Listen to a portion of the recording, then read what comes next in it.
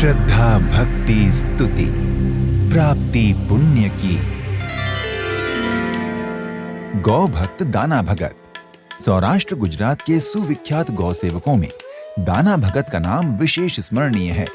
वे जीवन भर गायों का झुंड लेकर सौराष्ट्र के गांव-गांव घूमते रहे और गौ माता की जय जयकार करते रहे।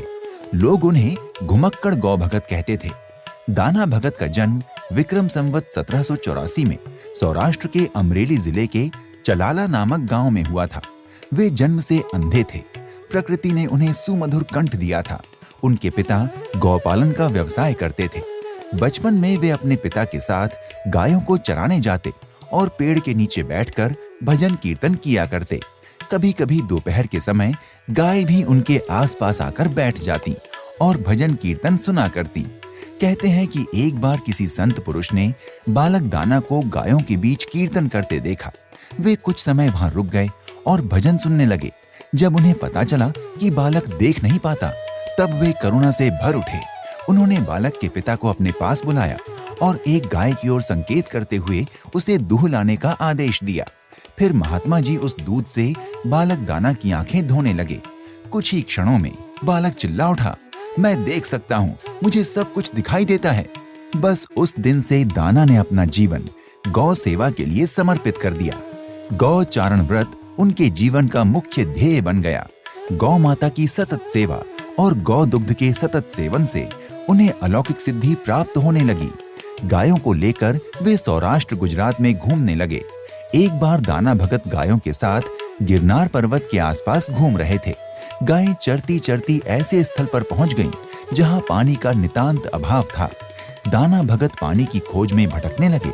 कुछ लोगों ने बताया, भगत जी, यहाँ पानी मिलना कठिन है। आप गायों को लेकर शीघ्र ही पर्वतीय प्रदेश के बाहर निकल जाइए, नहीं तो ये प्यास से मर जाएंगी। भगत जी ने लोगों की बातों पर ध्यान न दिया। वे पानी की खोज करते रहे। लोग भी कौतूहलवश उनके साथ चलने लगे। कुछ देर बाद भगत जी एक बड़े पत्थर के पास आकर रुक गए और लोगों से कहने लगे, आप लोग गौ माता की जय बोलकर ये पत्थर हटा दीजिए। इसके नीचे पानी का सोता छिपा हुआ है। लोगों ने पत्थर हटाया तो उस गड्ढे में धीरे-धीरे पानी ऊपर आने लगा। कुछ ही देर में पूरा गड्ढा पानी से भर गया। लोग हर्ष विभोर होकर गौ माता की जय जयकार करने लगे।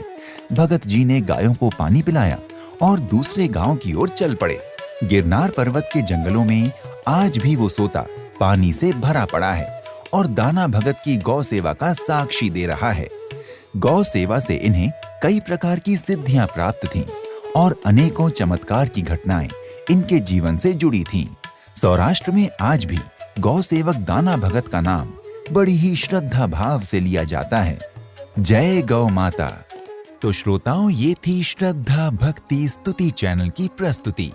ऐसे ही और वीडियोस के लिए हमारे चैनल को सब्सक्राइब करें और कमेंट सेक्शन में हमें जरूर बताएं कि आप और किन-किन विषयों पर ऐसे ही भक्ति भाव से भरे वीडियोस देखना चाहते हैं। नमस्कार।